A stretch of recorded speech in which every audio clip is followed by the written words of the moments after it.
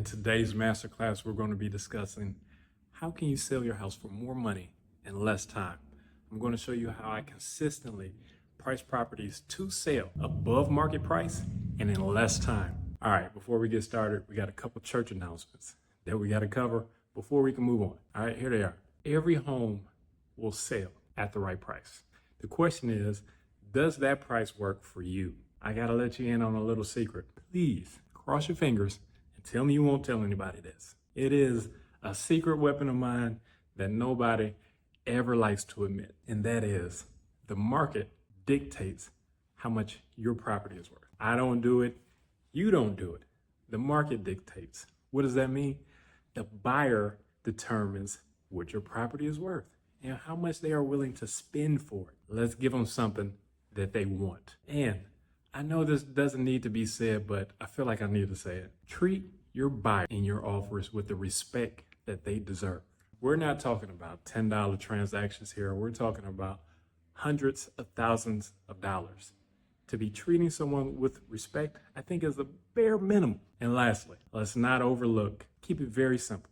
As we go through this, just remember, you should be able to go through all of this when I'm done on your own in less than 5 to 10 minutes. Let's not forget, in order to win in this market, you need to have the best product at the best price. And if you can do that, you will be certain success. I can promise you this. If not, and choose to be greedy, you'll be out there with the rest of them. Let's talk about value for a second. I got a personal story I want to share with you, and it's about going to the bakery. If anybody knows me, I love fresh baked goods. And I walk in and immediately I see Danish. I'm going to take all three. I see that there are three options. You got a cheese, you got a strawberry, and you got a lemon. But I notice that the prices are different on them. As the baker in the back, I say, hey, what's going on? Why are these different prices? I see the cheese Danish is $2.55. I see the strawberry Danish is $1.67. And up top, the lemon, $2.30. So I say, hey, what's going on with the prices? So he begins to tell me, oh, the cheese Danish, I made those today. The strawberry Danish, I made those last week. Which one can I get for you? So it got me thinking, man, they're pretty similar in price. They really are. But I know I don't want that one from last week. It might be less, but it's not cheap enough for me to want it. The one yesterday, it's not big enough of a difference for me not to get the freshest option available. Give me the ones that you made today for more. He didn't have to convince me. It was something instinctually that I already knew I wanted. There was no comparison at that point. It's a pretty big elephant in the room that we're going to talk about, which is Zillow and Redfin. I use it almost every day, and I have access to the MLS. So these are things that can be used depending on the states that you live in. Step one, property characteristics. Let's talk about what does your property look like? Let's talk about style. Is it a ranch? Is it a 2-story? Is it a reverse 1.5?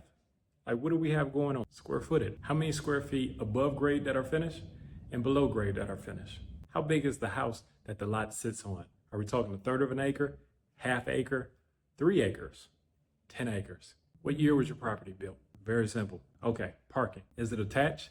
Is it detached?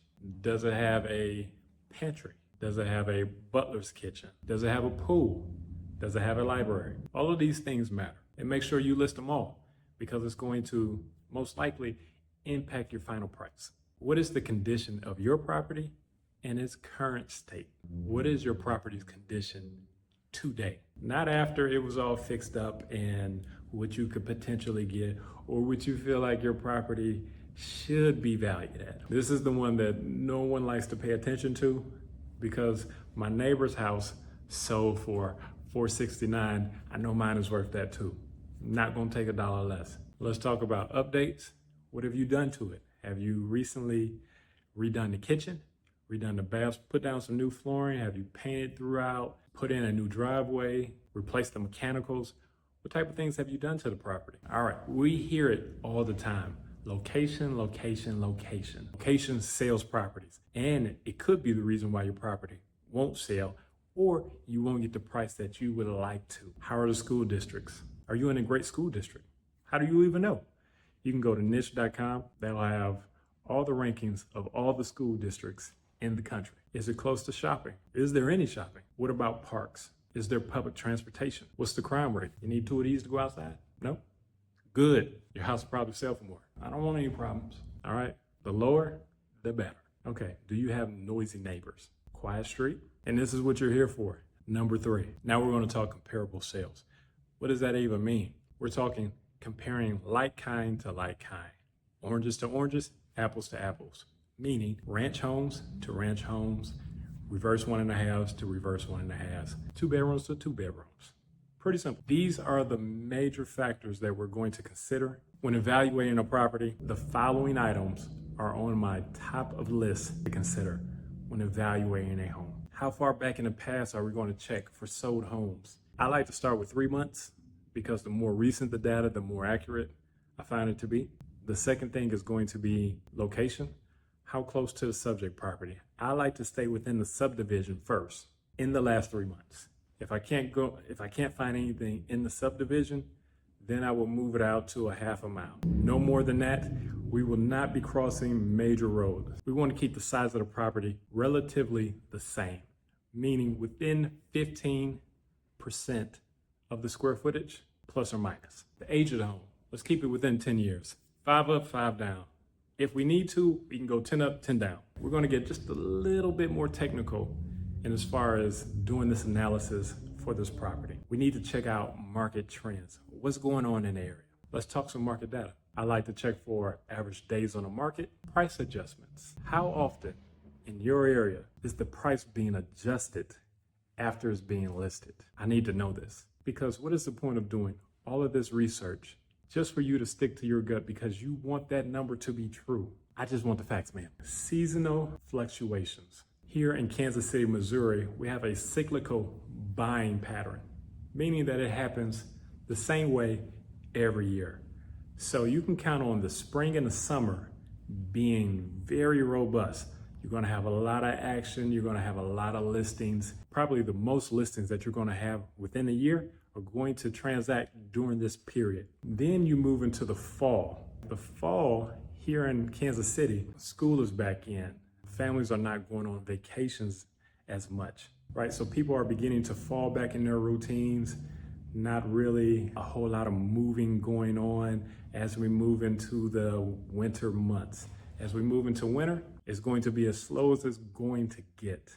Nobody wants to get out in the cold typically to go view these houses. However, if you're priced appropriately, they'll come see it. That's a guarantee. Most importantly, know what's going on in your neck of the woods. All right, without a shadow of a doubt, this is a huge factor now. Interest rates. No longer do we have interest rates that are 2.9%, 3.25%. We don't have those anymore. Our current interest rate is hovering somewhere around 7%, meaning that the amount of home that someone is able to finance has decreased unless you're willing to put down more money or go down in value for your home. You need to be mindful of this. This number will correlate with what I mentioned above, which was price decreases in the area. As interest rate goes up, if someone wants to sell, they'll typically bring down their price to compensate for it. Where are interest rates today? Where have they been trending in the past? Meaning, okay, if interest rates have been at 7% for the last 6 months or so, will they continue? Are they going to go up? Do they have a higher likelihood of going up or going down? The Federal Reserve will give you direction on how they plan to adjust rates in the near future. And right now, it is still data dependent. Supply and demand in your area. If you have 150 homes in your subdivision, are 12 of them for sale currently, all with the same floor plan? Yeah, you're going to have a lot of competition. So how do you have a chance in a market like that, right? Or are you on the other end? You got 150 homes in your subdivision, yours is the only one, and the last one that sold was 6 months ago. How desirable is your area? Are you somewhere in the middle? Foreclosure rates. Are there more foreclosures that are hitting the market? This is something that can affect your home's price. Let's talk about what you've done to the property improvements. Needed versus made. What needs to be done to your property? Does it need a new roof? Do you have a cracked foundation? Are these vertical cracks? Do you have multiple vertical cracks in your foundation? Do you have grading issues, meaning that does your basement flood? Does your backyard flood? Do you have single pane windows? When was the last time that your kitchen was updated or the home was updated? Was President Kennedy in office or Trump in office? These things matter, and your kitchen will most likely have the largest impact on price. Your kitchen, without a shadow of a doubt, is going to sell your house. Have you replaced the AC unit recently? If you live in Kansas City, in Dallas, in Tampa, this is important. You need to keep that home cool. A new water heater. Do you need a new pool pump? Has that cover been on that pool for 3 years? You don't even know what's in there. But you need to start finding out if you're serious about selling and getting the most for your property. Is there water damage? Do you have roof leaks? Electrical issue? Pesky neighbors? So now we have all this data.